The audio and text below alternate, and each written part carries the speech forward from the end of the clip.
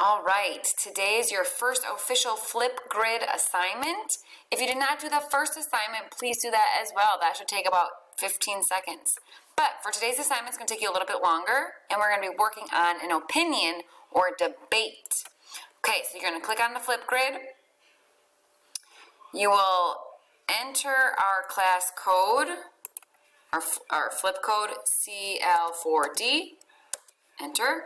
Remember, if it prompts you to do your Google or Microsoft account, you have a Google account, and you might have to end it with @gsdwi.org. Okay, you should see another topic. Should we wear school uniforms? Okay, it says, are uniform policies the best way to keep kids focused on learning, or should students be allowed to wear what they want? A time for kids asked readers to weigh in.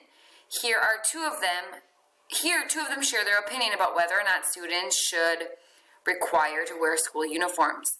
And here is what you have to answer on your Flipgrid. You have to answer, do you think students should wear school uniforms? Use evidence from the article to support your decision. You don't just want to say yes or no.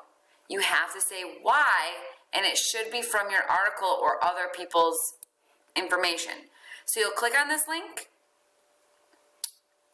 You will read your article. It is a very short article. It is not very long. Okay.